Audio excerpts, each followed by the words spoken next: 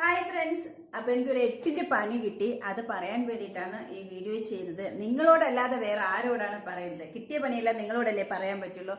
അപ്പോൾ എന്താണ് ആ പണി എന്ന് പറഞ്ഞാൽ, 2 ദിവസമായിട്ട് നമ്മുടെ ടുഗദർ ലൈവ് വളരെ അടിപൊളിയായിട്ടാണ് പോകുന്നത്. ഫസ്റ്റ് ഡേയിൽ തന്നെ ഒരുപാട് ഫ്രണ്ട്സിനെ, ഇതുവരെ എനിക്ക് സപ്പോർട്ട് ചെയ്ത ഒരുപാട് ഫ്രണ്ട്സിൽ കുറേ പേരെ എനിക്ക് കാണാൻ പറ്റി. അതാണ് എൻ്റെ ആവശ്യം. നമ്മൾ കാണണമല്ലോ, എന്നെ എല്ലാവരും കാണുന്നുണ്ട്, പക്ഷെ ഞാനും കാണണ്ടേ, എന്നെ സപ്പോർട്ട് ചെയ്യുന്നവരെ എനിക്ക് കാണണം എന്നുള്ള എൻ്റെ ഒരു ആഗ്രഹം. അത് സാധിച്ചു. സെക്കൻഡ് ഡേയിലും അതുപോലെ കുറേ ഫ്രണ്ട്സ് വന്നു. വളരെ അടിപൊളിയായിരുന്നു.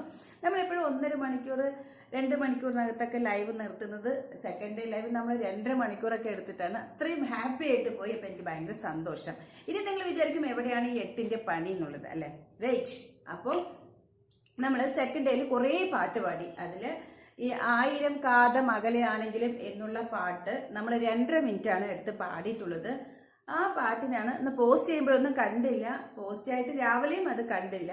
ഇപ്പോൾ ഉച്ചയാകുമ്പോഴാണ് നോട്ടിഫിക്കേഷൻ വരുന്നത്. നോക്കുമ്പോൾ മെയില് അതിൽ നമുക്ക് കോപ്പിറൈറ്റ് ക്ലെയിം വന്നിട്ടുണ്ട് എന്നുള്ളത്. ഷെടാ, ഞാൻ അങ്ങ് ഫ്യൂസ് പോയ പോലെ. എന്തിനു വേണ്ടി, എന്തിനെ നമ്മൾ അങ്ങനെ ചെയ്തിട്ടേലല്ലോ, എന്തിനാണ്, എവിടെയാണ് എന്നുള്ളത് പിന്നീടാണ് അതെടുത്ത് നോക്കുന്ന സമയത്ത് ഈ 1000 കാതം അകലെയാണെങ്കിലും ഈ പാട്ട് പാടിയിട്ടുണ്ട്.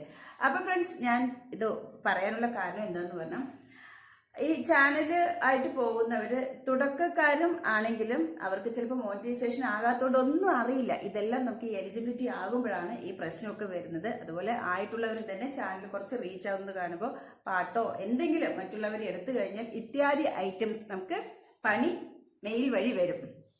അങ്ങനെ വന്നൊരു മെയിലാണ് എനിക്കും.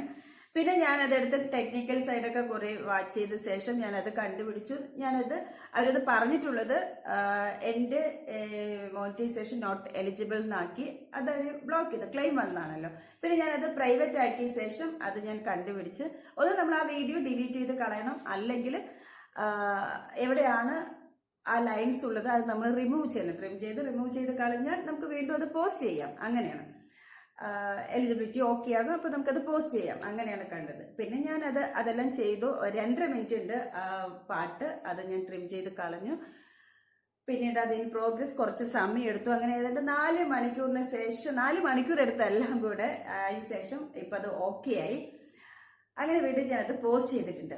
അപ്പോൾ പറഞ്ഞത്, ആദ്യമായിട്ട് ഈ വീഡിയോ ചെയ്യുന്നവരൊക്കെ ഉണ്ടെങ്കിൽ വളരെ പ്രയത്നിച്ചിട്ട് ചെയ്യുവാണെങ്കിൽ ഈ പാട്ടൊക്കെ പാടാതിരിക്കുക. എവിടെയെങ്കിലും ചെറിയ 1-2 വരിയൊക്കെ എടുത്ത് നമ്മുടേതായ രീതിയിൽ ഒക്കെ ആണെങ്കിൽ വലിയ കുഴപ്പമില്ല. കറക്റ്റ് വരികളൊക്കെ വന്നതുകൊണ്ടാണ്. കാരണം ഇതിൽ വേറെ മ്യൂസിക് ഒന്നുമില്ല. കറക്റ്റ് വരികൾ നമ്മൾ എടുത്ത് പാടി എന്നുള്ളതാണ് അവർ കാണിച്ചിരുന്ന ഒരു റീസൺ. അപ്പോൾ ആ വരി റിമൂവ് ചെയ്ത് കഴിഞ്ഞപ്പോൾ അത് ഓക്കെ ഇല്ല, അവർക്ക് പ്രശ്നമില്ല. പിന്നെ എനിക്ക് എലിജിബിലിറ്റി ഓക്കെ. അപ്പോൾ എല്ലാവരും അത് ശ്രദ്ധിക്കുക. പാട്ട് പാടാനൊക്കെ നമുക്ക് എളുപ്പമായിരിക്കും. നമുക്ക് രസകരമായിട്ടൊക്കെ പോകും. ലൈവ് ചാറ്റൊക്കെ അങ്ങനെ പോകും, വീഡിയോസും അങ്ങനെ പോകും. പക്ഷെ പോയി കഴിഞ്ഞാൽ ഇതുപോലത്തെ ഒരു 8ന്റെ പണി പുറകെ വരുന്നുണ്ടാകും. അത് മെയിൽ വഴി വരും. അപ്പം അതെല്ലാവരും ശ്രദ്ധിക്കുക. അപ്പം ഇനി അടുത്തത് ബാക്കി അതെല്ലാം സോൾവ് ചെയ്തു. ഇനി ബാക്കി നമ്മൾ എപ്പോഴും പോലെ ഇതേപോലെ ലൈവ് ടുഗദറായിട്ടും അല്ലാതെ നമ്മുടെ കുസൃതി ചോദ്യം അത് വിടേയില്ല.